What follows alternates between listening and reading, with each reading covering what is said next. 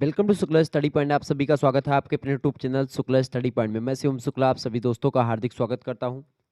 आज की वीडियो के माध्यम से हम लोग चर्चा करेंगे जियोग्राफी के सेकंड पेपर के बारे में, जिसके अंतर्गत रिमोट सेंसिंग एंड जीआईएस से बनने वाले बहुत ही महत्वपूर्ण प्रश्नों पर आज की वीडियो के माध्यम से हम चर्चा करेंगे। यानी कि अति लघुत्तरीय, लघुत्तरीय और दीर्घोत्तरीय टाइप के जो प्रश्न पूछे जाते हैं जिन विश्वविद्यालयों में, उनके लिए बहुत ही महत्वपूर्ण होगा। जैसे डॉक्टर राम मनोहर लोहिया अवध विश्वविद्यालय की कल परीक्षा है रिमोट सेंसिंग एंड जीआईएस की, उसके लिए बहुत ही महत्वपूर्ण है ये लेक्चर, तो आप इस वीडियो को अंत तक देखिएगा। इसके अलावा महात्मा गांधी काशी विद्यापीठ के लिए बहुत ही ज़्यादा महत्वपूर्ण होगा। ओके, अगर आप बीए फिफ्थ सेमेस्टर में हैं तो आपको जियोग्राफी के 2 पेपर देने होंगे। पहला पेपर मैंने ऑलरेडी आपको समझा रखा है, प्रादेशिक भूगोल यानी रीजनल जियोग्राफी, उसमें पढ़ना था। और दूसरे पेपर में आपको रिमोट सेंसिंग एंड जीआईएस के बारे में पढ़ना है। तो यही प्रश्न आपकी परीक्षा में आने वाले, इन प्रश्नों को आप तैयार कर लीजिएगा। ठीक है, आइए चर्चा करने का प्रयास करते हैं। इससे पहले महासंग्राम वीडियो और मॉडल पेपर मैं दे चुका हूं, आप उसको अगर नहीं देखें तो देख लीजिएगा उसको भी। ठीक है, बाकी इसमें मैं चर्चा करने जा रहा हूं। ये दोनों तीनों वीडियो अगर आप देख लीजिएगा तो आपका काम हो जाना है और कहीं से प्रश्न नहीं आएंगे। जियोग्राफी की बात करें तो उसको हिंदी में भूगोल कहते हैं। बीए तृतीय वर्ष पंचम सेमेस्टर पेपर 2 सुदूर संवेदन और जीआईएस के आधार यानी basics of remote sensing and GIS आपके पेपर का नाम है। तो उसी के नवीनतम मॉडल पेपर के बारे में चर्चा करेंगे आज की वीडियो के माध्यम से। 3 खंडों में पेपर बटा हुआ होता है, खंड आ बा सा। खंड आ से अति लघुत्तरीय प्रश्न आते हैं और खंड बा से लघुत्तरीय और खंड सा से दीर्घोत्तरीय प्रश्न। ठीक है,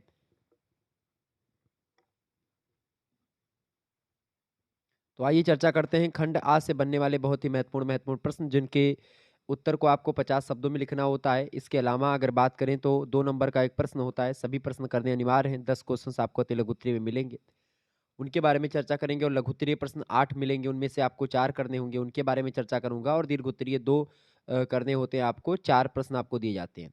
देखिए, पहला प्रश्न है जीआईएस नक्शे में लेयर्स का क्या अर्थ होता है और इसका क्या लाभ है, बताएं। सॉरी, जीआईएस का मतलब क्या होता है? जियोग्राफिकल या जियोग्राफिक इंफॉर्मेशन सिस्टम इसको बोलते हैं। ठीक है, जीआईएस को शॉर्ट फॉर्म में क्या बोलते हैं इसको, मतलब कि इसका फुल फॉर्म क्या होता है जीआईएस का? जीआईएस का फुल फॉर्म क्या होता है? जीआईएस का फुल फॉर्म होता है जियोग्राफिकल इंफॉर्मेशन सिस्टम, यानी कि भौगोलिक सूचना तंत्र हिंदी में बोलते हैं इसको। ठीक है, जीआईएस को ध्यान रखेंगे इस चीज को। तो इस जीआईएस नक्शे में लेयर्स का क्या अर्थ होता है? जीआईएस की अगर बात की जाए तो ये जियोग्राफिकल इंफॉर्मेशन सिस्टम होता है और इस नक्शे में बहुत सारी सूचनाएं सुरक्षित रखी जाती हैं। व्यवहारिक प्रयोग में अगर बात करें तो एक समय में एक अथवा 2 सूचनाओं की आवश्यकता होती है। अतः यदि ऐसे नक्शे का प्रयोग किया जाता है जिसमें सारी सूचनाएं हो, तो जिस विषय वस्तु या विषय हेतु नक्शे का अध्ययन उस समय किया जा रहा होता है, उसका परीक्षण अत्यंत कठिन हो जाता है। अतः अलग अलग तरह की सूचनाएं अलग अलग लेयर्स में एकत्रित की जाती हैं और आवश्यकता के अनुसार एक अथवा एक से अधिक लेयर्स को मर्ज करके हम लोग देख पाते हैं।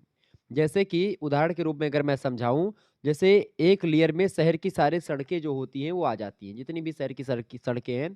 तो जीआईएस मतलब ऊपर एक कैमरा लगा हुआ होता है सुदूर संवेदन के लिए।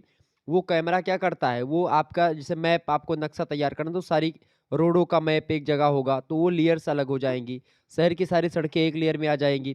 दूसरी लेयर में जो पाइपलाइन होगी उसके किनारे सड़कों की वो आ जाएंगी। तीसरी में आप देखते हैं नाले वगैरह आ जाएंगे जितने होंगे शहर के। इसके अलावा चौथे में आवासीय भवन आ जाएंगे। पांचवें में वाणिज्यिक भवन आ जाएंगे। इस प्रकार की 63 लेयर तक बनाई जा सकती है जीआईएस नक्शे में। तो जो जियोग्राफिकल इंफॉर्मेशन सिस्टम के नक्शे होते हैं, उन नक्शे में कुल मिलाकर के 63 लेयर्स जो है वो बनाई जा सकती हैं। नक्शे का व्यवहारिक प्रयोग करते समय कंप्यूटर स्क्रीन पर अथवा प्रिंट आउट में नक्शे में वही सूचनाएं दिखाई देंगी जिनमें उस समय हमारी रुचि है। इस प्रकार जीआईएस के माध्यम से विभिन्न प्रकार के विषयगत नक्शे प्राप्त किए जा सकते हैं और बड़े अच्छे तरीके से हम किसी भी भौगोलिक एरिया के बारे में, किसी भी सिचुएशन के बारे में हम जान पाते हैं कि कहाँ पर कितनी लंबी सड़कें, कितनी पाइपलाइन या क्या क्या चीज़ें हैं, वहाँ पर कितने भवन हैं। हर एक चीज़ को हम देख पाते हैं ऊपर से ही। तो जीआईएस के कई उपयोग भी होते हैं, जीआईएस के लाभ भी कई आप देखते हैं। जीआईएस में आप देखते हैं, जीआईएस कम लागत और कम समय में कार्य को पूरा कर दिया जाता है। चित्रों के साथ एक बड़े क्षेत्र के नक्शे को तैयार किया जा सकता है। तो कहीं ना कहीं पे आप देखेंगे कि बहुत सारी जानकारी आजकल जीआईएस के माध्यम से होने लगी है। जीआईएस की अगर बात की जाए तो जीआईएस जो है ये बहुत ही इंपॉर्टेंट भूमिका निभाता है फील्ड सर्वे वगैरह में। यहाँ तक कि आप देखेंगे कि जो है मैप वगैरह देखने में आजकल जैसे आप गाड़ी पर बैठते तुरंत मैप डाउनलोड कराओ, और तो ये मैप कौन बताता है?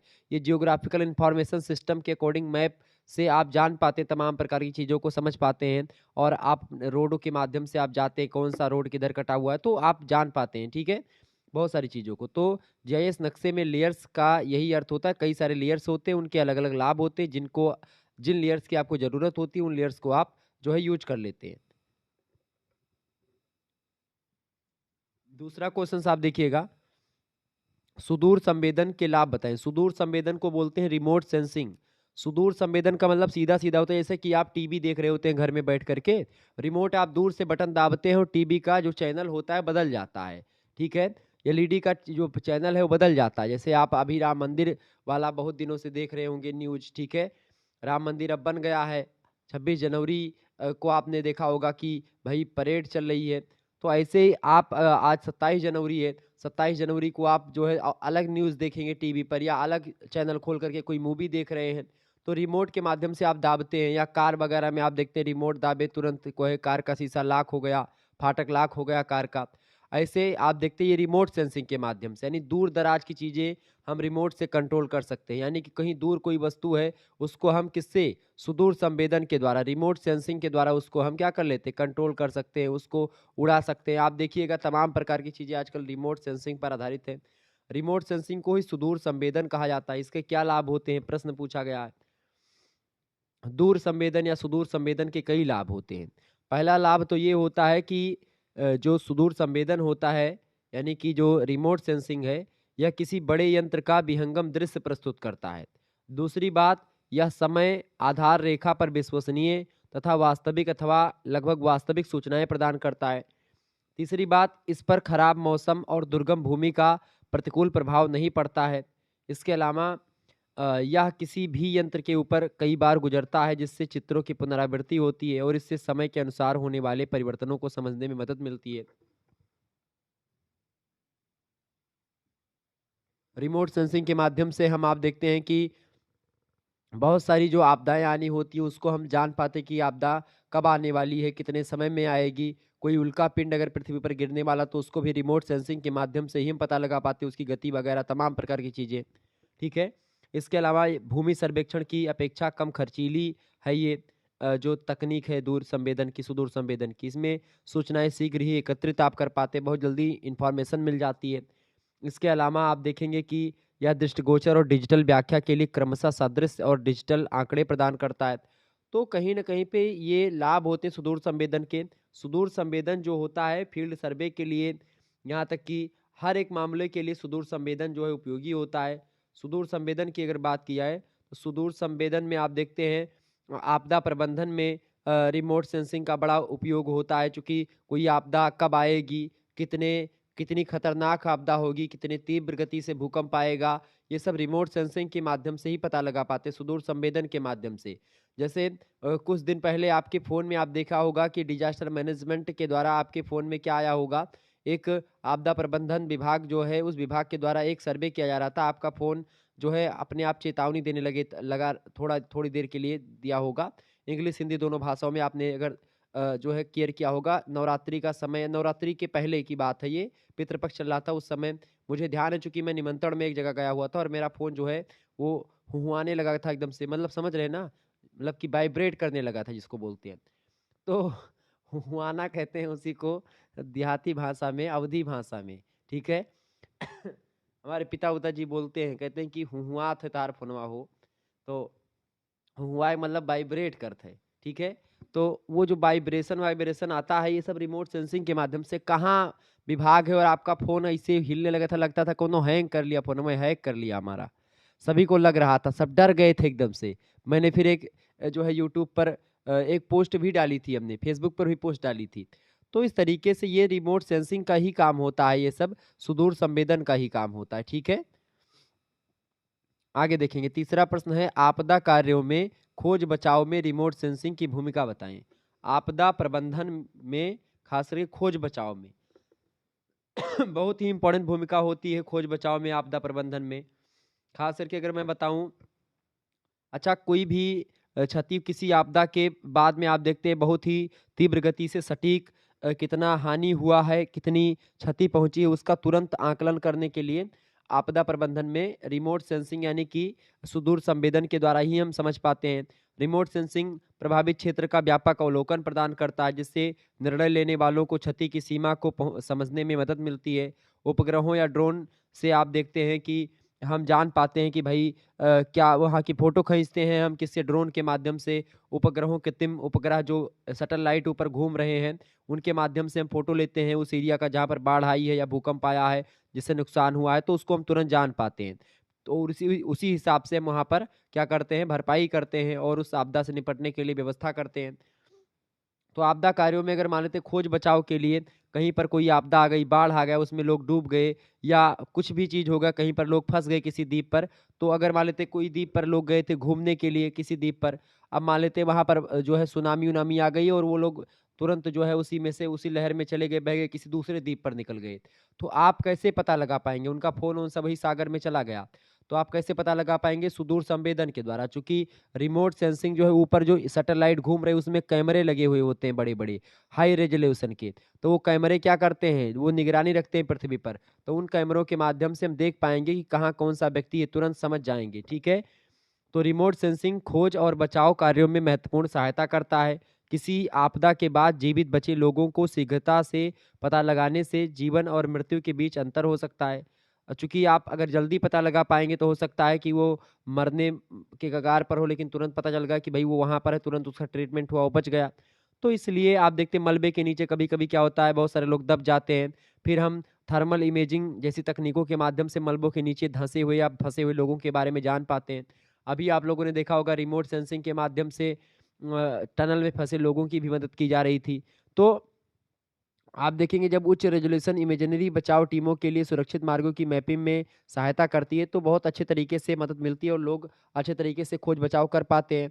तो ये सब रिमोट सेंसिंग के द्वारा ही आप देखेंगे तमाम प्रकार की चीज़ें, तमाम प्रकार की बचाव, तमाम प्रकार के ऐसे अभियान चलाए जाते हैं, जो कि बहुत ही महत्वपूर्ण भूमिका निभाते हैं हर एक क्षेत्र में। चाहे वो किसी चीज़ मतलब किसी भी एरिया में कोई आपदा आई है तो उसके बचाव में, लोगों के बचाने में बहुत ही महत्वपूर्ण भूमिका निभाता है रिमोट सेंसिंग। तो ये रिमोट सेंसिंग की भूमिका है। चौथा क्वेश्चन आप देखेंगे मौसम के पूर्वानुमान में रिमोट सेंसिंग। मौसम के पूर्वानुमान में रिमोट सेंसिंग की क्या भूमिका होती है? तो मौसम कब बदलेगा? आप देखते हैं पहले से ही पता होता है कि भाई इतना बारिश होगी फलाने दिन को। रिमोट सेंसिंग के माध्यम से ये चीज़ पता लगा पाते हैं हम लोग कि भाई बारिश कब होने वाली है, मौसम कब साफ रहेगा, कब बारिश होगी, कब आंधी-तूफान आएगा, 3-4 दिन पहले या 10 दिन पहले तक की खबर हमको हो जाती है, तुरंत फ़ोन में ही हमारे बता देता है कि भई बारिश होने वाली है, इस दिन इस डेट को बारिश होगी, ठीक है, इस डेट को धूप निकलेगा, ठीक है, तमाम प्रकार की जानकारी मिलती रहती है, कितना तापमान है, वायुदाब कितना है, सब कुछ आपका फ़ोन बता देगा। ठीक है? तो ये रिमोट सेंसिंग के माध्यम से ही पता लगा पाते हैं हम लोग, ठीक है? तो मौसम के पूर्वानुमान में रिमोट सेंसिंग की काफ़ी महत्वपूर्ण भूमिका है। वायुमंडलीय स्थितियों की निगरानी करके रिमोट सेंसिंग मौसम की भविष्यवाणी में महत्वपूर्ण योगदान देता है। उपग्रह बादलों के पैटर्न, हवा की दिशा और वायुमंडलीय दबाव को ट्रैक कर सकते हैं, जिससे मौसम की घटनाओं की सटीक भविष्यवाणी की सुविधा मिलती है।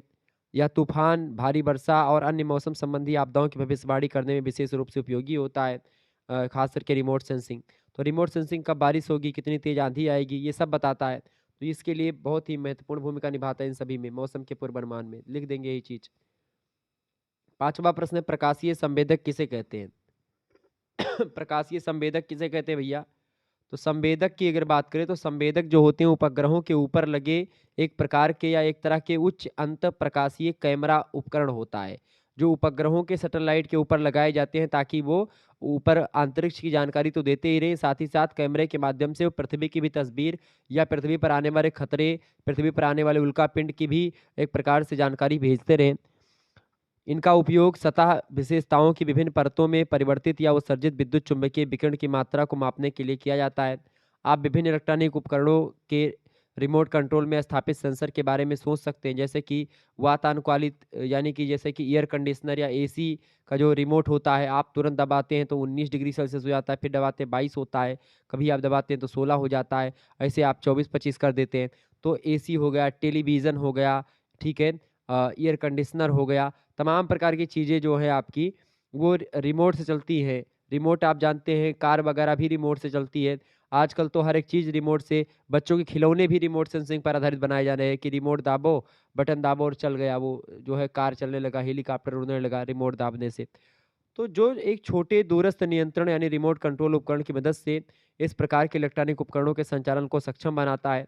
आमतौर पर हम सुदूर संवेदन के क्षेत्र में 2 प्रकार के संवेदक को पहचानते हैं, अर्थात निष्क्रिय संवेदक पहला और दूसरा सक्रिय संवेदक। निष्क्रिय संवेदक क्या होता है?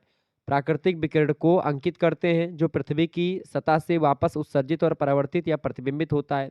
इसमें सादृश्य यानी वायवीय फोटोग्राफ यानी जो वायु में उड़ते हुए जो कैमरे होते हैं, जैसे ड्रोन वगैरह होते हैं, वो फोटोग्राफ और वीडियोग्राफ वहीं से जो ऊपर से बना लिए जाते हैं वायु में ही। और अंकीय प्रणाली यानी कि क्रम वीक्षक और विकिरण मापी जो ये चीज़ें होती हैं, तो अंकीय प्रणाली और वायवीय फोटोग्राफ या सादृश्य प्रणाली या वीडियोग्राफ जो होता है, जो वायु में ही या ड्रोन के माध्यम से जो वीडियोग्राफी आजकल हो रही है शादी ब्याह में, तो वो सब रिमोट सेंसिंग के द्वारा ही हो रहा है। एक मशीन लिया रहता है और वो जो है ड्रोन उड़ा देता है ऊपर, लगन ब्याह में आप देखेंगे, तिलकों में, शादी में, ठीक है, उड़ता रहता है। अभी मैं कल परसों की बात है, एक जगह मैं निमंत्रण में गया था, शायद 22 या 24 तारीख की डेट, 24 को ही शायद है, 24 को मैं गया था एक जगह, ठीक है। ड्रोनमा जो है वो मशीनिया से उड़ा रहा था वो, जो है एक लड़कवा गवा बस का पकड़ ली ड्रोनमा। तो वही खटपट खटपट मतलब वो जो पंखा होता है उसका वही बोलने लगा। तो फिर सभी लोग तुरंत आए देखने क्या हुआ क्या हुआ। तो मैं सोचा तो गिर पड़ा भाई ऊपर से। तो मैं यही कह रहा था कि यार मशीन है, मशीन का कौन भरोसा किया जाए। लेकिन भरोसा कब करोगे आप, चूंकि रिमोट सेंसर पर आधारित होता है, तो सेंसिंग के द्वारा यानी कि सुदूर संवेदन के द्वारा ही वो क्रिया करता है, उड़ता है ऊपर, ठीक है। तो यही होता है। तो वायवीय फोटो वो ऊपर से उड़ करके फोटो खींची जाती है, फिर फोटो एकदम क्लियर आती है, ठीक है। समझ रहे चीजों को ना। 3D फोटो बनाने में के लिए बहुत महत्वपूर्ण होता है वो। 3 डायमेंशनल फोटो जो है वो आईबीए फोटो के द्वारा होता है। ओके। तो इस तरीके से दोनों चीज़ शामिल होती है। सक्रिय संवेदन की अगर बात करें तो पृथ्वी की सतह को रोशन करने के लिए निर्दिष्ट तरंगदैर्ध्य की पट्टी के विद्युत चुंबकीय विकिरण ढोने वाले यानी वाहक होते हैं। सक्रिय संवेदक का उदाहरण जैसे रेडियो संसूचन, पहचान और रिजुलेखन। रिजुलेखन का मतलब होता है रडार वगैरह होता है। इसके अलावा सलार, रडार, ठीक है, और सार, ये 3 चीज़ें 4 चीज़ें होती हैं जो कि ये सक्रिय संवेदक होती हैं। आप रडार वगैरह के माध्यम से, सलार के माध्यम से आप देखते हैं तमाम प्रकार के, कहते नहीं हमारे रडार में आए तो मार दिए भाई, तू छक्का मार दे, चौवा मार दे, वैसे कहते नहीं गाँव वगैरह में अगर आप बॉलिंग वगैरह करते रडार में आएगा मार दिन एक छक्का। तो इस तरीके से रडार का मतलब समझ रहे हैं ना। वो जान पाता कि भाई यहाँ तक रडार होता है, उसके लिए यूज किया जाता है। जब पनडुब्बियों के लिए, खास करके पनडुब्बियों की पहचान करने में, जब नेवी वगैरह वाले, इंडियन नेवी वाले जब होता है एक प्रकार से जो है जलीय मार्ग में युद्ध होता है, तो पनडुब्बियों का सहारा लेते हैं। तो पनडुब्बियाँ अंदर घुस जाती हैं, छुप जाती हैं अंदर। तो वो रडार के माध्यम से ही हम जो है निशाना लगाते हैं या चीज़ें लगाते हैं, मतलब हर एक चीज़ रडार के माध्यम से, रडार के माध्यम से हम खोजते हैं। तो वही सारी चीज़ें होती हैं सुदूर संवेदन के माध्यम से, तो उसी में रडार भी आता है, ठीक है। तो प्रकाशीय संवेदक ये सब होते हैं। अगला प्रश्न, जीआईएस के लाभ बताइए। जीआईएस का लाभ क्या होता है? जीआईएस का फुल फॉर्म तो आप सभी लोग जानते ही होंगे। जीआईएस का मतलब होता है जियोग्राफिकल इंफॉर्मेशन सिस्टम या जियोग्राफिक इंफॉर्मेशन सिस्टम, भौगोलिक सूचना तंत्र। देखें जीआईएस की अगर बात करें तो सबसे पहला इसका लाभ ये है कि ये कम लागत में होता है, कम खर्चा में ये किसी भी कार्य को पूरा कर सकते हैं इसके माध्यम से, कम लागत और कम खर्चे में, कम समय में। दूसरी बात, चित्रों के साथ एक बड़े क्षेत्र के नक्शे को तैयार करने में जीआईएस का बड़ा इम्पोर्टेंट भूमिका होता है। क्योंकि अगर किसी एरिया का नक्शा आपको देखना है तो जीआईएस के माध्यम से आप पता कर पाएंगे। मान लेते कोई फोटो खींच लिया आपने, बड़ी चीज पूरा चीज़ों की, आप देखते हैं फोटो खींचने के बाद में क्या होता है, आप उस किसी घटना की फ़ोटो अगर आपने खींच ली, तो उसमें उस घटना के बारे में आप बहुत सारी जानकारी आप जान पाएँगे, ठीक है, फ़ोटो के माध्यम से। तो वो चित्रों के माध्यम से आप बड़े क्षेत्र के नक्शे को बना करके आप बहुत बड़ी जानकारी ग्रहण कर पाते हैं। तीसरी बात, एक बड़े क्षेत्र की विभिन्न विशिष्टताओं, फीचर्स यानी संरचनाओं, मतलब फीचर्स यानी विशिष्टताओं, संरचनाओं और प्राकृतिक संसाधनों को एक नज़र से आप देख पाएँगे किसी भी क्षेत्र में, उनको समझ पाएँगे एक साथ इकट्ठा करके। आप 10 एरिया की फ़ोटो खींच करके 10 की तुलना एक साथ कर सकते हैं। तो ये सब जीआईएस के माध्यम से ही संभव हो पाया है कि आप अलग-अलग, आप झारखंड, आप उड़ीसा, आप बंगाल, बंगाल, बिहार, उड़ीसा, सब जगह की आप फ़ोटो खींचे, सबकी खदानों की, सभी कोयले की फ़ोटो खींच लें और कोयले में आपस में तुलना करें। तो तुलनात्मक अध्ययन करने में भी सहायता होती है इससे जीआईएस में। इसके अलावा जीआईएस का लाभ ये भी है कि दुर्गम क्षेत्रों को भी कम समय में आच्छादित यानी कवर कर किया जा सकता है जीआईएस के माध्यम से। ऐसे एरिया जहाँ पर मनुष्य नहीं पहुँच सकता है या नहीं जा सकता है किन्हीं कारणों के बस में, वहाँ पर भी रिमोट सेंसिंग के माध्यम से जीआईएस के माध्यम से सुदूर सुदूर संवेदन के माध्यम से हम पहुँच जाते हैं, जान पाते हैं, ठीक है? समझ पाते हैं चीज़ों को। जीआईएस के माध्यम से हम वहाँ तक अपना ड्रोन वगैरह उड़ा करके भेज पाते हैं, ताकि वहाँ के बारे में जहाँ हम नहीं जा सकते हैं, उन चीज़ों को भी हम कवर कर पाते हैं इन्हीं के माध्यम से। इसके अलावा प्रणाली विकसित हो जाने के पश्चात इसका उपयोग सामान्यतः सभी के द्वारा अल्प अवधि के प्रशिक्षण के उपरांत सुगमता से किया जा सकता है। तो जीआईएस के कई लाभ हैं जिसके बारे में मैंने आपको बताया। निश्चित तौर पर आपके समझ में आया हुआ होगा। आगे देखेंगे 7वां प्रश्न आपकी स्क्रीन पर आ चुका है। कृषि और खाद्य सुरक्षा के बारे में कुछ बताइए। कृषि और खाद्य सुरक्षा में जीआईएस की क्या भूमिका है? बढ़िया प्रश्न है भई, फटाफट से आप बताने का प्रयास करेंगे। कृषि एवं खाद्य सुरक्षा की अगर बात करें, तो रिमोट सेंसिंग सूखे या कीट संक्रमण जैसी कृषि आपदाओं की भविष्यवाणी कर सकती है, जिससे शीघ्र हस्तक्षेप या शीघ्र हस्तक्षेप की अनुमति मिलती है। आपदा के बाद कृषि भूमि को हुए नुकसान का आकलन कर सकता है। खाद्य सुरक्षा सुनिश्चित करने के लिए बहुमूल्य डेटा प्रदान कर सकता है रिमोट सेंसिंग। तो कहीं न कहीं पे आप देखेंगे रिमोट सेंसिंग के माध्यम से कृषि की जो चीज़ें हैं या कृषि के बारे में जानकारी है या खाद्य सुरक्षा से रिलेटेड तमाम प्रकार की जानकारी है, वो हम रिमोट सेंसिंग के माध्यम से पता कर पाते हैं। यही नहीं, आपको बता दूँ कृषि खाद्य सुरक्षा तो ही है ही, इसके अलावा जन संसाधन प्रबंधन को लेकर के हो या वन अग्नि प्रबंधन की बात हो या भूस्खलन प्रबंधन की बात हो, तटीय क्षेत्र प्रबंधन की बात हो, तमाम प्रकार के प्रबंधन में, स्वास्थ्य प्रबंधन में, बुनियादी ढांचे की निगरानी करने में रिमोट सेंसिंग की बड़ी ज़बरदस्त भूमिका होती है। रिमोट सेंसिंग के माध्यम से जल संसाधन प्रबंधन की भी बात होती है, चूँकि रिमोट सेंसिंग अतिप्रवाह को रोकने या कमी का पता लगाने के लिए बांधों और जलाशयों में जल स्तर की निगरानी करता रहता है कि भाई जल स्तर कितना बढ़ा, कितना घटा, उसके अकॉर्डिंग बताता रहता है। और इसके अलावा आप देखिएगा किसी भी आपदा के बाद जल प्रदूषण के क्षेत्रों की पहचान भी कर सकता है रिमोट सेंसिंग। तो ये कई प्रकार की भूमिका निभाता है। अगला प्रश्न 8वां नंबर आप देखेंगे भूस्खलन प्रबंधन के बारे में कुछ बताएँ। भूस्खलन प्रबंधन। भूस्खलन की भविष्यवाणी करना अक्सर कठिन होता है, लेकिन रिमोट सेंसिंग मदद कर सकती है।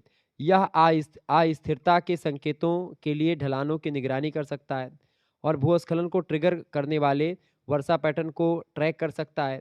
आपदा के बाद रिमोट सेंसिंग क्षति का आकलन कर सकती है और स्थिर कड़े प्रयासों में योगदान दे सकती है, समाधान कर सकती है, तमाम प्रकार की जो समस्याएँ हैं उसको पता लगा पाती है। उसके बाद में तमाम प्रकार के जो लोग गुम हुए होते हैं भूस्खलन में या कार वगैरह दबी है नीचे, भूस्खलन मतलब कि कोई पहाड़ टूट करके गिरता है, कभी-कभी पूरा रोड वोड जाम हो जाता है, रोड के नीचे कुछ चीज़ें दब जाती हैं, तो उन सभी का पता लगाने में रिमोट सेंसिंग बड़ा उपयोगी होता है, ठीक है? ये बात ध्यान रखिएगा। तो रिमोट सेंसिंग भूस्खलन प्रबंधन में, वन अग्नि प्रबंधन में, आप देखते हैं जंगल में आग लगी है, तो वैसे हमें पता नहीं चलेगा जंगल में आग कहाँ लगी है, तो ऊपर से ही हम जब हेलीकॉप्टर या जो हमारा ड्रोन है या एक प्रकार से जो कृत्रिम उपग्रह यानी कि जो हमारे सैटेलाइट ऊपर उड़ रहे हैं पृथ्वी के ऊपर अंतरिक्ष में, तो उन्हीं के माध्यम से फ़ोटो खींचते हैं और फ़ोटो के माध्यम से हम जान पाते हैं, वीडियो बनती है कि भाई आग कहाँ पर लगी एग्ज़ैक्ट, फिर उसके अकॉर्डिंग हम उस आग को बुझाने का प्रयास करते हैं। जंगल की आग प्रबंधन में रिमोट सेंसिंग महत्वपूर्ण भूमिका निभाती है और शुरुआती चरणों में आग का पता लगा सकते हैं इसके माध्यम से उसके प्रसार की निगरानी कर सकते हैं, कितना आग फैली है, कहाँ तक फैली है, कितने एरिया को कवर कर चुकी है, आगे सारी जानकारी हम रिमोट सेंसिंग के माध्यम से पता लगा पाते हैं, कितना नुकसान हुआ है, ठीक है। फिर से अगर जो है आग बुता दी गई है, मतलब कि आग जो है आग को एकदम से ख़त्म कर दिया गया है, तो फिर उसके बाद में आग बुझाने के बाद में हम ये भी पता लगा सकते हैं कितनी मतलब आग कहाँ तक बुझ गई है, आग पूरी बुझी कि नहीं बुझी, ये सारी चीज़ें आप ऊपर से देख करके पता लगा पाते हैं। इसके अलावा तमाम प्रकार की और भी चीज़ें मतलब कि निर्वनीकरण की बात कहीं पर हो रही है या कहीं पर चोरी-चकारी हो रही है, उसके माध्यम से चोरी-चकारी को तो नहीं लेकिन अगर निर्वनीकरण हो रहा है, पेड़ कटाई खूब अधिक मात्रा में किसी एरिया में ज़्यादा हो रही तो उसका भी पता आप लगा पाते हैं इसके माध्यम से। तो ये कई प्रकार के प्रबंधन में उपयोगी होता है। आपदा प्रबंधन के लिए जीआईएस तो बहुत ही उपयोगी है आज के समय में, ठीक है? आगे देखेंगे 9वां प्रश्न है, रिमोट सेंसिंग के अनुप्रयोग बताइए। रिमोट सेंसिंग के कई अनुप्रयोग हैं, वैसे तो मैंने आपको बता दिया रिमोट सेंसिंग के अनुप्रयोग के बारे में कि भाई रिमोट सेंसिंग कृषि एवं खाद्य सुरक्षा में, जल संसाधन प्रबंधन में, वन अग्नि प्रबंधन में, भूस्खलन प्रबंधन में, तटीय क्षेत्र प्रबंधन में, अस्थायी प्रबंधन में, बुनियादी ढांचे की निगरानी करने में, तमाम प्रकार की चीज़ों में रिमोट सेंसिंग का अनुप्रयोग किया जाता है, उपयोग किया जाता है। लेकिन सबसे पहली बात कैसे करते हैं? उपग्रहों और विमानों पर कैमरे पृथ्वी की सतह पर बड़े क्षेत्रों की छवियाँ लेते हैं, फ़ोटो खींचते हैं पृथ्वी की, जिससे हम ज़मीन पर खड़े होकर के जितना देख सकते हैं, उससे कहीं अधिक हम देख पाते हैं। क्योंकि पृथ्वी को हम ज़मीन से कुछ ही क्षेत्र को देख पाते हैं, लेकिन जब हम अंतरिक्ष से ये फ़ोटो आती है, तो पृथ्वी के संपूर्ण पृथ्वी को जान पाते हैं कि पृथ्वी गोला है। वैसे हम पृथ्वी पर खड़े होते लगता है पृथ्वी चपटी है, लेकिन जब ऊपर से आप देखते हैं, तो पृथ्वी लगता है कि पृथ्वी गोलाकार है, जियाड आकार है, ठीक है? तो ये चीज़ें हमको रिमोट सेंसिंग के माध्यम से पता चलती है। दूसरा इसका अनुप्रयोग है, जहाज़ों पर सोनार सिस्टम समुद्र के नीचे यात्रा किए बिना ही समुद्र तल की छवियों को देखने के लिए उपयोग किया जाता है। समुद्र के अंदर अगर बात करें, तो सोनार के माध्यम से हम समुद्र के अंदर की चीज़ों को पता लगा पाते हैं कि समुद्र के अंदर क्या चीज़ें हैं। सोनार एक टेक्नोलॉजी होती है, उसके माध्यम से हम जान पाते हैं कि आखिरकार पृथ्वी के मतलब कि उसके समुद्र के अंदर, पानी के अंदर क्या चीज़ें हैं। ठीक है? तो ये दूसरा अनुप्रयोग। तीसरा अनुप्रयोग आप लिख सकते हैं, उपग्रहों पर कैमरे का उपयोग महासागरों में तापमान परिवर्तन की छवियों को बनाने के लिए किया जाता है। तो इस तरीके से जो है अलग-अलग तरीके से हम रिमोट सेंसिंग का प्रयोग अलग-अलग क्षेत्रों में करते हैं। आजकल तो रिमोट सेंसिंग के बिना मैं तो कहता हूँ कि कोई भी चीज़ संभव नहीं है। जो आप ये वैज्ञानिकता या वैज्ञानिक इतने आगे बढ़ रहे हैं, इसका सबसे इम्पोर्टेंट कारण है रिमोट सेंसिंग। इसके अलावा बड़े जंगल की आग को अंतरिक्ष से मैप के माध्यम से आप देख पाते हैं, जिससे जो है रेंजरों को ज़मीन से कहीं ज़्यादा बड़ा क्षेत्र की देखने की अनुमति मिल जाती है और हम बहुत ही अच्छे तरीके से चीज़ों को समझ पाते हैं, जान पाते हैं और आग को बुझाने में मदद कर पाते हैं। इसके अलावा बादलों को ट्रैक करने या मौसम की भविष्यवाणी करने में मदद करने के लिए बादलों को ट्रैक करना और धूल के तूफानों को देखने में मदद करना, ये भी इसका अनुप्रयोग है रिमोट सेंसिंग का। इसके अलावा एक शहर के विकास और कई वर्षों या यहाँ तक कि दशकों में कृषि भूमि या जंगलों में परिवर्तनों को ट्रैक करना, ये तमाम प्रकार के जो काम होते हैं, ये रिमोट सेंसिंग के द्वारा ही किए जाते हैं। तो ये रिमोट सेंसिंग के माध्यम से ऐसे काम संपन्न करवाए जाते हैं। तो ये कई प्रकार की चीज़ें मैंने आपको बताई रिमोट सेंसिंग के। आगे देखेंगे, अगला प्रश्न है, उपग्रह से प्राप्त प्रतिबिंबों का मतलब निर्वचन पर टिप्पणी करें। बहुत ही बढ़िया प्रश्न है। प्रश्न क्या पूछा गया है, उपग्रह से प्राप्त छवियों यानी प्रतिबिंबों यानी फोटो जो होती जो उपग्रह से या कृत्रिम उपग्रह से खींची जाती है, कृत्रिम उपग्रह मतलब कि सैटेलाइट से। सैटेलाइट से जो फोटो हम लोग खींचते हैं, उसका प्रयोग जो है या उससे प्राप्त जो फोटो होती है, उसका प्रयोग हम क्या क्या करने के लिए करते हैं। तो उसका प्रयोग जो है हम किस लिए करते हैं भाई, फटाफट से आप बताने का प्रयास करेंगे। बहुत ही महत्वपूर्ण प्रश्न है, बताइएगा। उपग्रह से प्राप्त उपग्रह से प्राप्त जो फोटो होती है, उसका प्रयोग हम किस तरीके से करते हैं? तो उपग्रह से प्राप्त प्रतिबिंबों का निर्वाचन की अगर बात करें, तो उसके द्वारा हम क्या करते हैं, संवेदकों के द्वारा प्राप्त आंकड़ों का उपयोग या जो इससे हमको उपग्रह से जो कृत्रिम उपग्रह से सैटेलाइट से जो प्राप्त आंकड़े होते हैं, उन आंकड़ों का उपयोग किसी भूपृष्ठीय घटना एवं वस्तुओं के आकार व प्रतिरूप संबंधी सूचनाओं को प्राप्त करने में किया जाता है। विभिन्न प्रकार के संवेदक फोटोग्राफिक और डिजिटल आंकड़े उत्पाद प्राप्त करते हैं हम लोग इससे। उपग्रह से जो फोटो खींची जाती है, सैटेलाइट से जो फोटो खींची जाती है, उससे पृथ्वी के बारे में जानकारी, पृथ्वी के स्ट्रक्चर के बारे में, पृथ्वी के किस एरिया में वन है, किस एरिया में पर्वत पठार है, इसके बारे में जानकारी हमको मिलती है। इसके अलावा इन घटनाओं की गुणात्मक और मात्रात्मक दोनों प्रकार की विशेषताएँ इन सभी के माध्यम से हमको मिल पाती हैं। इसके अलावा आप देखिएगा, चाक्षुष निर्वचन करना एक स्वचालित अभ्यास है, जो बिंबों या जो फ़ोटो होता है उसमें किसी भी वस्तु को देख कर के उसकी पहचान कर सकते हैं। दूसरी तरफ डिजिटल इमेज से हार्डवेयर और सॉफ्टवेयर दोनों के संयुक्त प्रयोग से इच्छित सूचनाएँ हम प्राप्त कर सकते हैं आज। इसके अलावा अंकीय बिंब व्याख्या के तकनीकों के अभाव में बिंबों का विश्लेषण करना असंभव है। इसलिए यहाँ पर केवल चाक्षुष विश्लेषण विधियों का वर्णन किया गया है। कुल मिलाकर के अगर मैं आपको बताऊँ कि उपग्रह से प्राप्त जो फ़ोटो होते हैं, उसका प्रयोग हर एक क्षेत्रों में आप करते हैं। आग लगी है, तो फ़ोटो खींचा जाता है ऊपर से। कहीं पर दंगा हुआ है, ऊपर से फ़ोटो ड्रोन के माध्यम से आप हर एक चीज़ के बारे में जान पाएँगे, एक अलग नज़रिए से देख पाएँगे, उसको 3D में देख पाएँगे। इसके अलावा आप देखते हैं जो मूवीज़ वगैरह की शूटिंग होती है, उसमें ड्रोन कैमरे का प्रयोग काफ़ी ज़्यादा बढ़ गया है। ऊपर से फ़ोटो या खींची जाती है। तो ऐसे कृत्रिम उपग्रह भी ड्रोन जैसा होता है, ऊपर उड़ता रहता है, पृथ्वी के चारों तरफ चक्कर लगाता रहता है। एक उपग्रह होता है, एक जगह रुका रहता है। तो इस तरीके से फ़ोटो खींचता है और उसके बाद में उसके उससे हमको बहुत ज़्यादा जानकारी मिलती है। क्लियर? आगे देखेंगे, अगला क्वेश्चन आपकी स्क्रीन पर आ चुका है, फटाफट से लघु उत्तरीय प्रश्न है। 4 या 5 प्रश्न केवल करने हैं खंडवा से। 150 या 200 शब्दों में आपको लिखना होगा। राम मनोहर लोहिया में 150 शब्दों में लिखना होगा। महात्मा गांधी काशी विद्यापीठ में 100 शब्दों में लिखना होगा। 5 प्रश्न करने होंगे महात्मा गांधी काशी विद्यापीठ में। और अति लघु उत्तरीय में केवल 5 ही प्रश्न करने होते हैं, वहाँ पर भी लघु उत्तरीय में, मतलब अति लघु उत्तरीय में भी, और लघु उत्तरीय में भी 5 करने होते हैं। अगला प्रश्न है लेकिन राम मनोहर लोहिया में 4 प्रश्न करने होते हैं 8 में से, ठीक है, ध्यान रखिएगा, और 150 शब्दों में लिखना होता है। देखिए प्रश्न है सुदूर संवेदन की प्रक्रियाएं बताइए। सुदूर संवेदन की क्या प्रक्रियाएं होती हैं, फटाफट से आप बताने का प्रयास करेंगे। बहुत ही जबरदस्त प्रश्न है। सुदूर संवेदन की प्रक्रियाओं के बारे में बताएं कुछ। सुदूर संवेदन की बात करें तो इसके अंतर्गत 2 प्रक्रियाएं सम्मिलित होती सुदूर संवेदन के। सुदूर संवेदन मतलब रिमोट सेंसिंग की कितनी प्रक्रियाएं होती हैं? 2 प्रक्रियाएं होती हैं। पहली प्रक्रिया होती है आंकड़ा संग्रहण, यानी कि डाटा एक्विजिशन, ठीक है, एक्विजिशन, और दूसरा होता है आंकड़ा विश्लेषण यानी डाटा एनालिसिस। तो डाटा एक्विजिशन और दूसरा होता है डाटा एनालिसिस, यानी कि एक डाटा संग्रहण और एक डाटा विश्लेषण, ठीक है।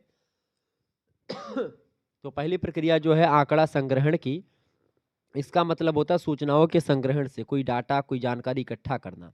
किसी भी लक्ष्य के बारे में सूचनाएं चित्रीय और आंकिक रूप से प्रस्तुत करी जाती हैं। या तो कुछ हमको जानकारी अंकों में मिलेगी या चित्र के माध्यम से हम उस जानकारी को प्राप्त करते हैं। तो ये कई चरणों में हमको प्राप्त होती है। सबसे पहली बात, विद्युत चुंबकीय ऊर्जा का ऊर्जा स्रोत के रूप में होना। दूसरी बात, सूर्य से विकिरण ऊर्जा या विकिरण के द्वारा ऊर्जा का धरातल पर आना, जो विद्युत चुंबकीय तरंगों के रूप में होता है। तीसरी बात, धरातल पर पहुंचने वाली विद्युत चुंबकीय ऊर्जा का धरातलीय लक्ष्यों से अंतःक्रिया करना। फिर उसके बाद में विद्युत चुंबकीय ऊर्जा और धरातलीय लक्ष्यों की अंतःक्रिया के द्वारा ऊर्जा का परावर्तन होकर के वायुमंडल में संचरण करना। फिर इसके बाद में वायुमंडल में संचारित विद्युत चुंबकीय ऊर्जा तरंगों को संवेदकों यानी कि सेंसर के द्वारा ग्रहण किया जाता है। फिर इसके बाद में संवेदन मंच पर अवस्थित कैमरों, स्कैनरों, इनके द्वारा तरंगों को ग्रहण करके चित्रीय और आंकड़ों के रूप में सूचना को प्राप्त किया जाता है। तो ये हो गया सूचना को इकट्ठा करना, डाटा को संग्रहण करना। ये पहली प्रक्रिया होती है सुदूर संवेदन की, रिमोट सेंसिंग की। और दूसरी जो प्रक्रिया होती है वो होती है आंकड़ा विश्लेषण की। आंकड़ा विश्लेषण की अगर बात करें तो संवेदकों के द्वारा या जो सेंसर होते हैं उन सेंसरों के द्वारा विद्युत संकेतों के अध्ययन से संकलित सूचनाओं को भूमि यंत्रक केंद्रों को प्रेषित या भेजा जाता है। भेजने या प्रेषित करके विभिन्न यंत्रों और कंप्यूटर सॉफ्टवेयरों के द्वारा उनका वर्गीकरण, मानचित्रीकरण और विश्लेषण किया जाता है। भूगोल चूंकि धरातल के विभिन्न पक्षों का अध्ययन करता है, इसलिए क्षेत्रीय विश्लेषण हेतु या क्षेत्रीय विभिन्नता को समझने के लिए तमाम प्रकार के एरिया या विभिन्न प्रकार के जानकारी की ज़रूरत होती है। अलग अलग क्षेत्रों से फोटो खींच करके उन क्षेत्रों की तुलना करने में, उन क्षेत्रों के बारे में जानने में परंपरागत साधनों के विपरीत सुदूर संवेदन ने सूचना संग्रह को आसान बना दिया है। और आज हम बड़ी आसानी से 2, 3, 4, 10 क्षेत्रों का समन्वय करके एक साथ अध्ययन कर सकते हैं, ठीक है। तो ये बड़ा सरल हो गया है। तो ये सुदूर संवेदन की 2 प्रक्रियाओं के माध्यम संभव हो सका है। एक तो पहली आंकड़ा को इकट्ठा करना, डाटा को इकट्ठा करना, डाटा कलेक्शन और डाटा एनालिसिस, ये 2 प्रक्रियाएं होती सुदूर संवेदन की, ध्यान रखेंगे। दूसरा प्रश्न है संसूचन सुदूर आंकड़ा उत्पादों के वर्ग बताइए, बताएं।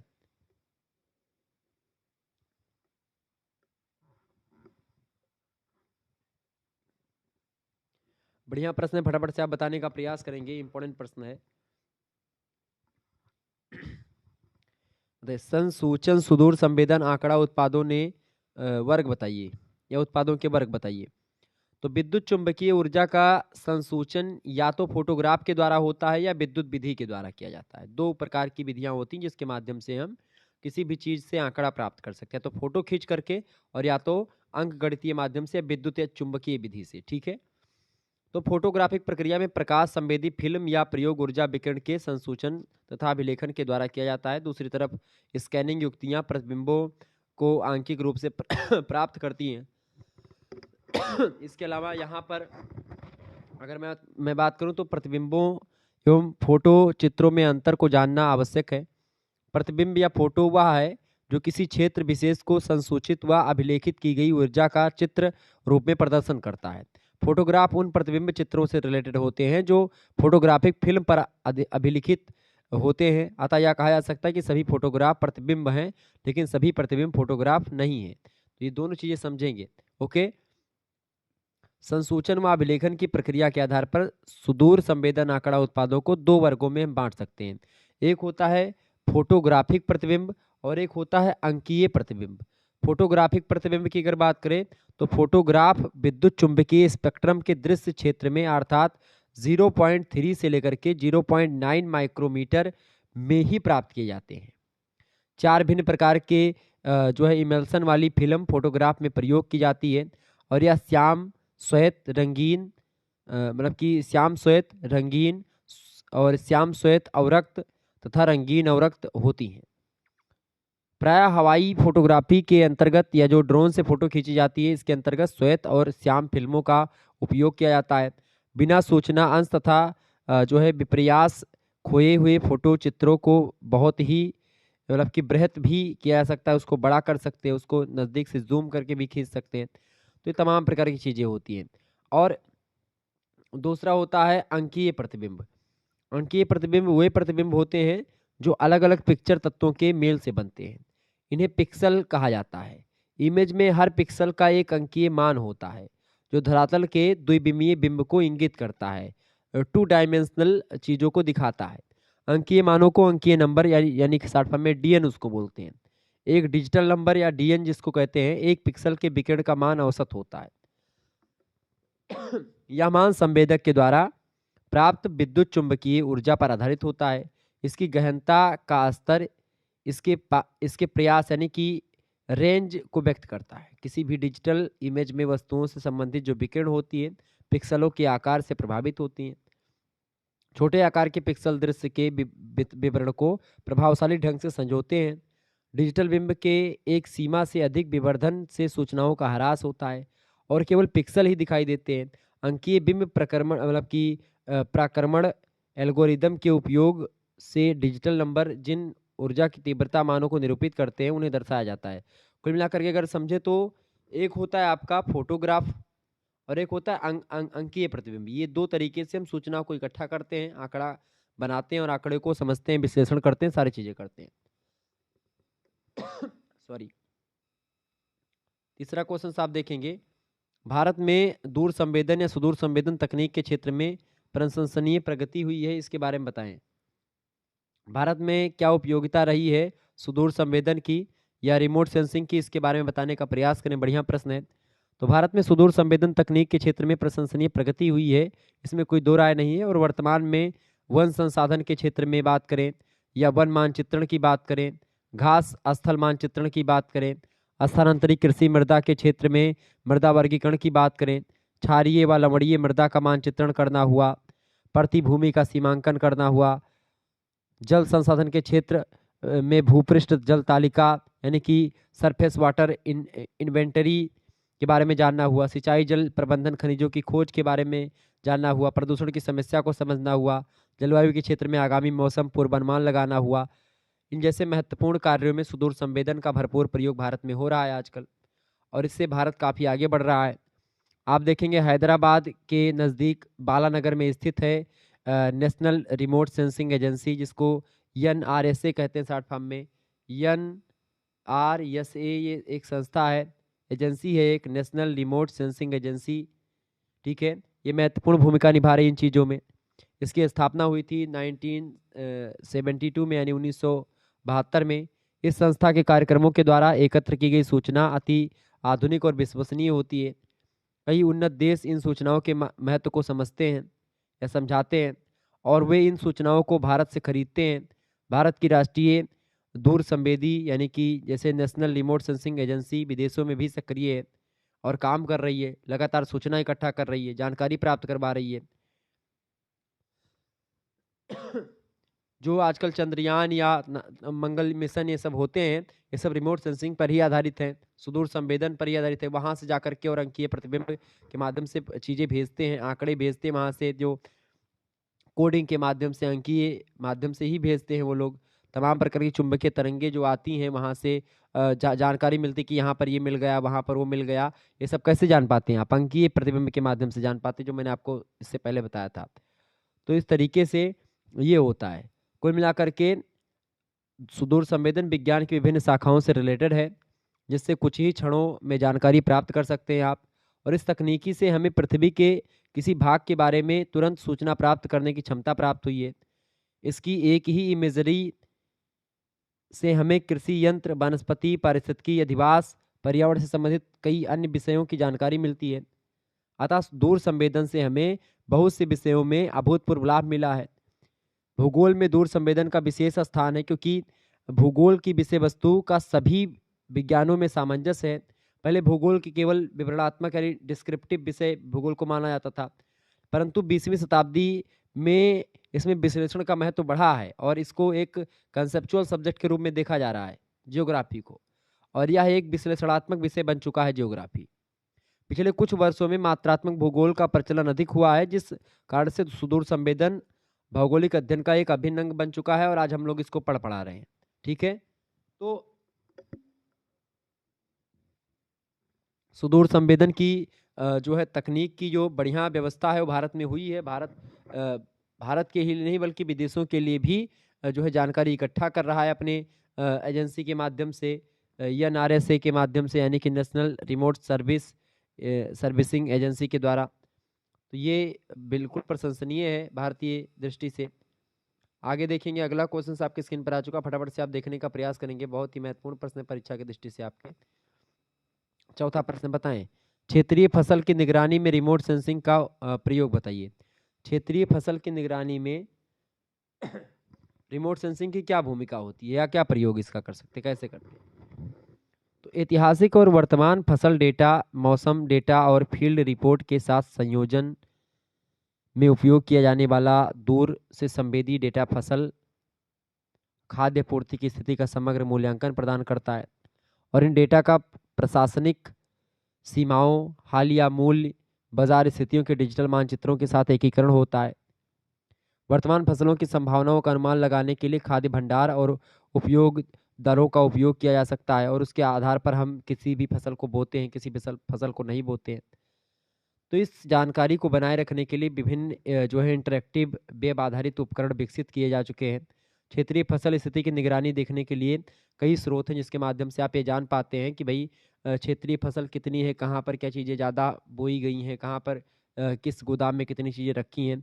तो सबसे पहली बात तो संयुक्त राष्ट्र खाद्य और कृषि संगठन की वैश्विक सूचना पर प्रारंभिक चेतावनी प्रणाली, ठीक है, चूंकि GIEWS यह सभी देशों के लिए फसल की स्थिति और खाद्य आपूर्ति की स्थिति पर विस्तृत विश्लेषण और रिपोर्ट लगातार तैयार करती है, जिसको हम समझ सकते हैं इसकी वेबसाइट पर जाकर के।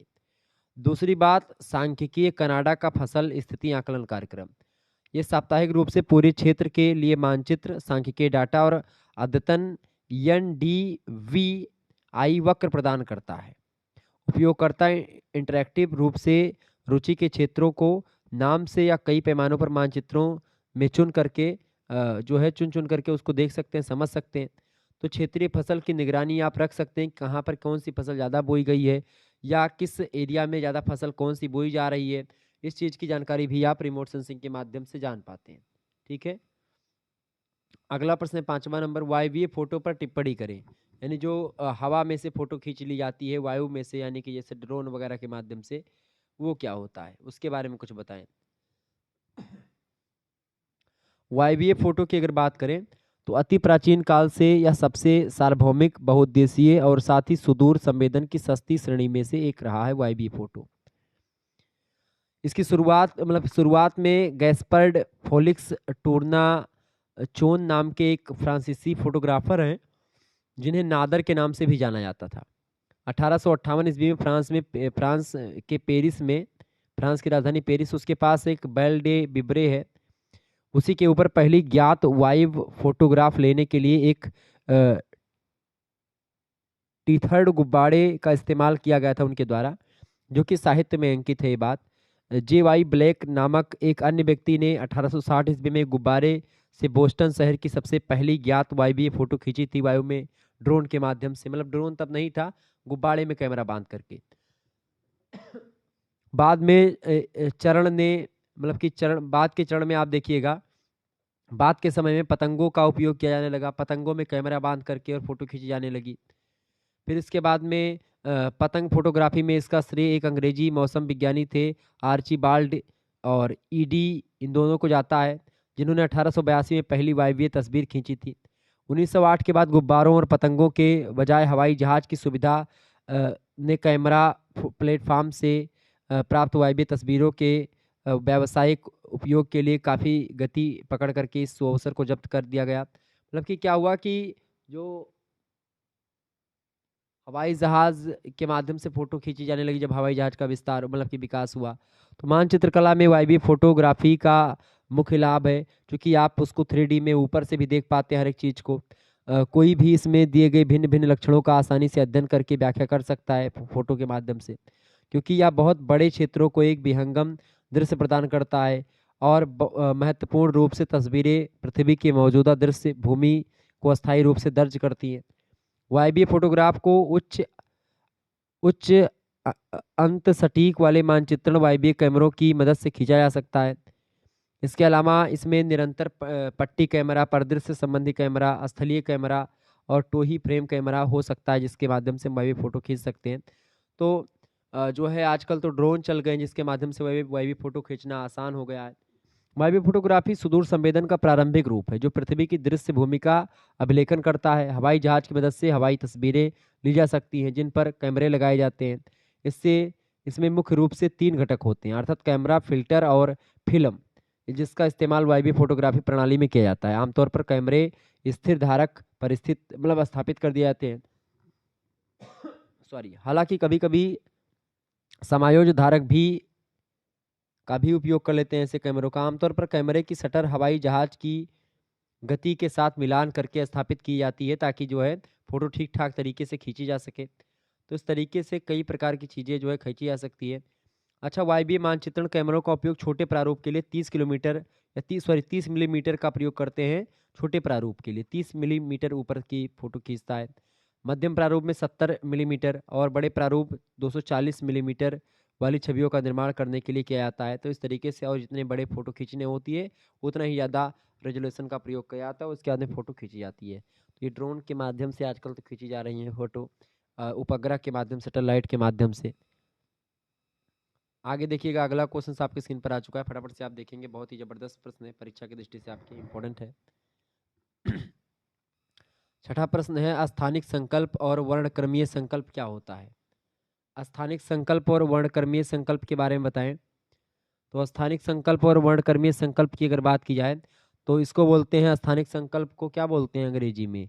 इसको अंग्रेजी में बोलते हैं स्पेशल रेजोल्यूशन, और वर्णक्रमीय संकल्प को बोलते हैं स्पेक्ट्रम रेजोल्यूशन, स्पेक्ट्रल रेजोल्यूशन। ठीक है, ये बात ध्यान रखिएगा। तो जो आपका स्पेशल जो है रेजोल्यूशन है, यानी कि स्थानिक संकल्प है, इसकी अगर बात करें तो स्थानिक विभेदन के लिए गर्म हवा के गुब्बारे से धीरे धीरे नीचे उतारने की कल्पना करें। जैसे जैसे आप नीचे उतरते हैं, आपकी आंखें विशेषताओं को पहचानना शुरू कर देती हैं, क्योंकि हर चीज़ अधिक तेज होती है। किसी भी प्रकार के सेंसर के लिए इसका मतलब है कि स्थानिक रेजोल्यूशन बेहतर होता जा रहा है। स्थानिक रेजोल्यूशन एक छवि के पिक्सल में विवरण है, और उच्च स्थानिक रेजोल्यूशन का अर्थ है कि अधिक विवरण और छोटा ग्रिड सेल आकार, जबकि कम स्थानिक रेजोल्यूशन का मतलब है कम वितरण और बड़ा पिक्सल आकार। आमतौर पर ड्रोन उच्चतम स्थानिक रेजोल्यूशन में से एक के साथ छवियां कैप्चर कर सकता है। भले ही उपग्रह वायुमंडल में सबसे ऊंचे हैं, फिर भी वे वर्ल्ड व्यू 3 की सतह 50 सेंटीमीटर पिक्सल आकार वाले या उससे अधिक में सक्षम है। कुल मिलाकर के स्थानिक रेजोल्यूशन एक छवि की गुणवत्ता का वर्णन करता है, और एक छवि में वस्तुएं कितनी बड़ी हैं, कितनी विस्तृत हैं। यदि ग्रिड कोशिकाएं छोटी हैं, तो इसका मतलब ये है कि स्थानिक रेजोल्यूशन में अधिक पिक्सल के साथ अधिक विवरण होगा उसमें। ठीक है, तो ये स्थानिक संकल्प होता है, स्पेशल रेजोल्यूशन। दूसरा होता है वर्णक्रमीय संकल्प, या जिसको मतलब कि स्पेक्ट्रल रेजोल्यूशन आप बोलते हैं। स्पेक्ट्रल रेजोल्यूशन की बात करें तो एक बैंड में वर्णक्रमीय मात्रा या विवरण की मात्रा का वर्णन करता है ये। उच्च वर्णक्रमीय रेजोल्यूशन का मतलब होता है कि इसके बैंड अधिक संकीर्ण है, जबकि कम वर्णक्रमीय रिजोल्यूशन में व्यापक बैंड अधिक स्पेक्ट्रम को कवर करते हैं। उदाहरण के लिए एक मल्टी स्पेक्ट्रल छवि प्रकाश को 4 से 36 बैंड में तोड़ सकते हैं देती है। फिर यह उन बैंडों को लाल, हरा, नीला और निकट अवरक्त जैसे नाम निर्दिष्ट करता है। प्रत्येक बैंड विद्युत चुंबकीय स्पेक्ट्रम में 0.05 यूएम तक फैल सकता है। इसी तरह हाइपर स्पेक्ट्रल इमेजिंग प्रकाश के एक स्पेक्ट्रम को कैप्चर करती है, लेकिन यह प्रकाश को सैकड़ों संकीर्ण वर्णक्रमीय बेड़ी में विभाजित करता है। हाइपर स्पेक्ट्रल छवियों के लिए वर्णक्रमीय रिजोल्यूशन बहुत अधिक होना चाहिए या होता है। तो ये होता है वर्णक्रमीय संकल्प और स्थानिक संकल्प। ठीक है, आगे बढ़ते हैं और भी चीज़ों को जानने का प्रयास करते हैं।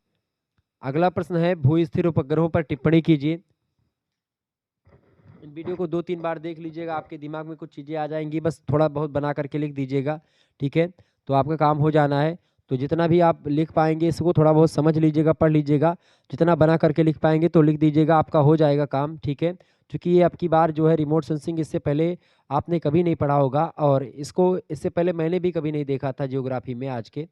चूँकि जियोग्राफी जब मैंने पढ़ा था जिस समय, उस समय ये जीआईएस वाला सिस्टम पूरा शामिल नहीं था, नया सिलेबस में शामिल हुआ है। तो इससे थोड़ी-सी कठिनाई ज़रूर हो रही होगी पढ़ने और समझने में हम लोगों को।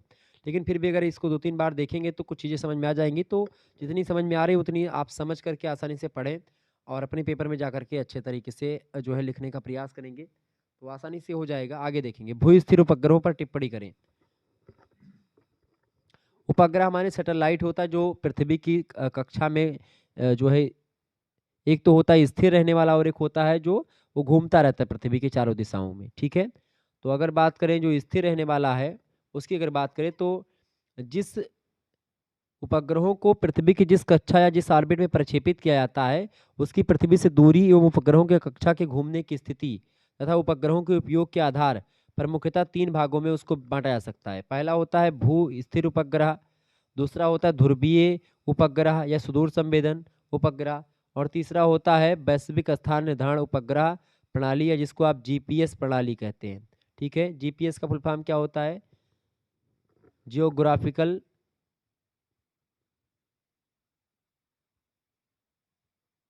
जीपीएस का फुल फॉर्म क्या होता है? जीपीएस उपग्रह प्रणाली, बताएं।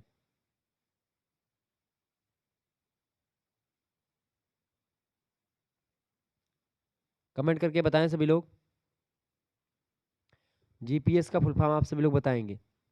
चलिए, तो भू स्थिर उपग्रह की अगर बात करें तो भू स्थिर उपग्रह जो होता है, यही पूछा गया आपसे। तो भू स्थिर उपग्रह की अगर बात करें, ठीक है, जियो स्टेशनरी सैटेलाइट बोलते हैं भू स्थिर उपग्रह को। तो इस प्रकार के उपग्रह पृथ्वी से लगभग 36,000 किलोमीटर की ऊंचाई पर स्थित कक्षा में चक्कर लगाते हैं।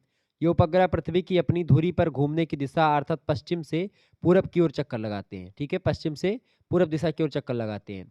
ठीक है, जिस तरह की से पृथ्वी घूमती है अपनी धुरी पर, ऐसे ही वो भी घूमते रहते हैं, अर्थात पश्चिम से पूरब की ओर चक्कर लगाते हैं। मतलब कि 36,000 किलोमीटर की ऊंचाई पर इन उपग्रहों के चक्कर लगाने की गति पृथ्वी की घूमने गति के सापेक्ष होती है। जैसे पृथ्वी चलती है वैसे वो भी उसी गति चलती है, जिसके फलस्वरूप यह निरंतर पृथ्वी के एक निश्चित भाग पर लगातार दृष्टि रखती रहती है। जैसे पृथ्वी ये है और ये उपग्रह, तो पृथ्वी जिस तरीके से घूम रही है, ये यहीं पर नजर लगाए रखिएगी तो पृथ्वी ऐसे घूमेगी, तो ये भी उसी के साथ पृथ्वी के साथ घूमेगा इस तरीके से। तो हमेशा उसी ही स्थान पर, इस पर्टिकुलर एरिया, जैसे मान लीजिए भारत के ऊपर स्थापित कर दिया गया, तो भारत के ऊपर ही नजर रखेगा और भारत के से रिलेटेड तमाम प्रकार की जानकारी भारत देश की देता रहेगा हमेशा। जैसे जैसे घूमेगा, जहाँ जहाँ जाएगा, तो वैसे से पृथ्वी इसी के सापेक्ष 36,000 किलोमीटर के ऊपर ये भी घूमता रहेगा। तो वही उपग्रह स्थापित कराते हैं, उसी को भू स्थिर उपग्रह कहते हैं। ठीक है, जियो स्टेशनरी उपग्रह कहते हैं इसे। इन्हें भू समकालिक उपग्रह भी कहा जाता है। इन उपग्रहों का उपयोग दूर संचार, जैसे कि दूर संचार नेटवर्क, रेडियो, दूरदर्शन प्रसारण, इन सभी के लिए किया जाता है। भारत द्वारा प्रक्षेपित किए गए कुछ उपग्रहों के नाम की अगर बात करें, भारत के द्वारा कई सारे उपग्रह छोड़े गए, जैसे कि जी सैट नाम का उपग्रह एक छोड़ा गया है, जी सैट उपग्रह। ठीक है, जी सैट फर्स्ट और जी सैट जो है सेकंड, ये दोनों छोड़े गए हैं, ये बात ध्यान रखेंगे। इसके अलावा एडू सैट नाम का, ठीक है, जो है एडू सैट उपग्रह छोड़ा गया, एडू सैट 4। इसके अलावा आपको बता दूं इनसैट 4, और इसके अलावा जो है GSAT-4 ये तमाम प्रकार के जो उपग्रह हैं, भू स्थिर उपग्रह, ये छोड़े गए जो पृथ्वी के बारे में जानकारी देते हैं और एक निश्चित एरिया के बारे में जानकारी हमको देते हैं, तो ये भू स्थिर उपग्रह होते हैं, ये बात ध्यान रखिएगा। आगे बढ़ते हैं और भी चीज़ों को जानने का प्रयास करते हैं। 8वां क्वेश्चन आपकी स्क्रीन पर आ चुका, फटाफट से आप देखेंगे। प्रश्न है, सुदूर संवेदन का विषय क्षेत्र स्पष्ट कीजिए। सुदूर संवेदन का विषय क्षेत्र क्या है, यानी किन चीज़ों के लिए, किन चीज़ों का अध्ययन करता सुदूर संवेदन, ये बताने का प्रयास करें। सुदूर संवेदन का विषय क्षेत्र के बारे में बताएं। बढ़िया प्रश्न आपकी परीक्षा की दृष्टि से। सुदूर संवेदन के विषय क्षेत्र की अगर बात करें तो सुदूर संवेदन तकनीकी का उपयोग मुगल के विभिन्न अध्ययनों जैसे कि फसल के क्षेत्रफल और उत्पादन के आकलन, मौसम के पूर्वानुमान, भूमिगत जल की खोज, मत्स्य पालन, वन संसाधनों के सर्वेक्षण, खनिजों का पता लगाने, इसके अलावा नगरीय विकास और नियोजन, मृदा वर्गीकरण करने में, और इसके अलावा आप देखेंगे अम्लीय मृदा का मानचित्रण करने में, बहुउद्देशीय नदी घाटी परियोजना और बाढ़ग्रस्त जो है एरिया का सीमांकन करने के लिए, सभी के लिए बहुत ही सफलतापूर्वक से प्रयोग किया जा रहा है। तमाम प्रकार की चीज़ों का प्रयोग कर रहे हैं, तो सुदूर संवेदन तकनीक का उपयोग जो है हर एक क्षेत्रों के लिए अध्ययन में हम करते हैं। ठीक है, तो इसके विषय क्षेत्र के अंतर्गत क्या क्या चीज़ शामिल है, इसको समझने का प्रयास करते हैं। तो सुदूर संवेदन की अगर बात करें तो सुदूर संवेदन में आप देखेंगे पहली चीज़ तो मौसम के पूर्वानुमान में सुदूर संवेदन का प्रयोग हम करते हैं। दूर संवेदन का उपयोग वायुमंडल, विशेष रूप से मौसम संबंधी विभिन्न तथ्यों की जानकारी प्राप्त करने के लिए किया जाता है। सुदूर संवेदन के माध्यम से चक्रवातों के आने की जानकारी, उनकी दिशा, उनकी गति कितनी होगी, ये सब पता चलता है। इसके अलावा झंझावात, आंधी तूफान, वर्षा, हिमपात, ओलावृष्टि से आने वाली सूचना हमको पहले से प्राप्त हो जाती है। इन सभी सूचनाओं के माध्यम से अपार जनधन हानि जो होने वाली होती है उसको हम बचा सकते हैं, उसको कम कर पाते हैं। मौसम की जानकारी को मौसम विज्ञान विभाग देश के प्रत्येक वायुयान अड्डों को पहुंचा करके वायु परिवहन की उड़ानों को सुखद, सुगम और सुनिश्चित बनाने में महत्वपूर्ण भूमिका निभाता है। आप देखेंगे यहाँ तक कि जब हवाई जहाज उड़ाने को होती तो मौसम की जानकारी ले ली जाती कि भाई मौसम कैसा रहेगा। हालांकि मौसमी क्रियाओं के ऊपर उड़ाई जाती है, यहाँ पर मौसमी क्रियाएं नहीं होती, वहाँ पर हवाई जहाज उड़ती है, लेकिन नीचे से तो जाएगी तो वहाँ पर भी प्रवेश करना पड़ेगा। तो इस दृष्टि से क्या होगा कि उससे मौसम अगर बिगड़ा रहेगा, मौसम खराब रहेगा तो फिर दिक्कत होती है। दूसरी बात, भूमिगत जल की खोज में खास करके मतलब कि ग्राउंड वाटर के जो है खोजने में, ग्राउंड वाटर में पृथ्वी के अंदर कहाँ पर पानी है, इसको खोजने में सुदूर संवेदन यानी कि रिमोट सेंसिंग का उपयोग बहुत ही उपयोगी होता है। विश्व में या विश्व के अनेक देश जहाँ पेयजल आपूर्ति समुचित मात्रा में नहीं है वहाँ पर स्थलीय जल स्रोतों के पर्याप्त मात्रा में होने के बावजूद जनसंख्या के बाहुल्य वाले देशों में जल आपूर्ति सभी मानव को सुलभ और सुनिश्चित नहीं होती है, और ऐसे देश भूमिगत जल पर निर्भर होते हैं। पृथ्वी के अंदर जो जल होता है उसी को ढूंढने में लगे रहते हैं। तो सुदूर संवेदन के माध्यम से भूमिगत जल बनी पृथ्वी के अंदर जल कहाँ पर है, पानी कहाँ पर है, उसको खोजने में मदद मिलती है। इसके अलावा खनिजों की खोज में, मिनरल्स जो होते हैं उनको खोजने में जीआईएस का मतलब कि इसका रिमोट सेंसिंग का प्रयोग हम करते हैं। सुदूर संवेदन तकनीकी के द्वारा रिमोट सेंसिंग के द्वारा देश के खनिज भंडारों का पता लगाने के लिए एक प्रकार से उपयोग करते हैं हम उसको। ठीक है, बहुत ही महत्वपूर्ण सफलता मिल रही इसमें। लैंड सेट और इनसेट वन के माध्यम से आप देखते हैं कई प्रकार के चीज़ों के बारे में पता चला है। इसके अलावा आप देखें कैम्बे बेसिन के कादो कलीम क्षेत्रों में भारी मात्रा में कच्चे माल तेल होने का पता लगाया गया रिमोट सेंसिंग के माध्यम से। इसी प्रकार अन्य पदार्थों जैसे कि कोयला, लोहा, मैग्नीशियम, रेडियम, थोरियम, ये सब कहाँ पर हैं, पृथ्वी में कहाँ पर छुपे हैं, इनका पता लगाने में रिमोट सेंसिंग उपयोगी भूमिका निभा रहा है इस समय। तो विश्व के विकसित देश सुदूर संवेदन तकनीकी का उपयोग करके खनिज पदार्थों का बड़ी मात्रा में उत्खनन कर रहे हैं। भारत जैसे विकासशील देश भी सुदूर संवेदन तकनीकी का काफ़ी विस्तार कर चुके हैं और लगातार प्रयास कर रहे हैं। ठीक है, और खनिज पदार्थों का जो है खोज लगातार हो रही है जीआईएस के माध्यम से। इसके अलावा वन संरक्षण के क्षेत्र में भी बहुत ही महत्वपूर्ण होता है। फॉरेस्ट कंजर्वेशन में, वन संरक्षण के क्षेत्र में सुदूर संवेदन तकनीकी का उपयोग बड़े पैमाने पर किया जा रहा है, और इस तकनीकी की सहायता से वनों पर निगरानी करने में सहायता मिलती है ताकि कोई जंगलों की अवैध कटाई न कर पाए। वन के विकास में जो है इस तकनीकी का सुदूर संवेदन का बड़ा उपयोग है। इसके अलावा मृदा संरक्षण में वायु, जल, तमाम प्रकार के भूमि कटाव, मृदा अपरदन, इन सभी को समझने में, जानने में एक प्रकार से रिमोट सेंसिंग के माध्यम से हम पता लगा पाते हैं। ठीक है, जैसे कि लैंडसेट उपग्रह के द्वारा विशाखापट्टनम, चेन्नई और जो है जो तमाम पारादीप जो पत्तन है, यानी जो बंदरगाह है उनके किनारे जो कटाव हो रहा है उसके बारे में जानकारी हमको लैंडसैट उपग्रह के द्वारा मिला। इसके अलावा कृषि क्षेत्रों में एग्रीकल्चर में बड़ा उपयोगी है, चूँकि कृषि आधारित देश है अपना भारत। सुदूर संवेदन का उपयोग करके कृषि क्षेत्रों में बहुत उन्नति हम कर रहे हैं। फसलों के संबंध में अनुमान लगाने और बीमारियों के बारे में पहले से जानकारी प्राप्त कर पाते हैं। प्रौद्योगिकी महत्वपूर्ण भूमिका अदा कर रही है इस समय।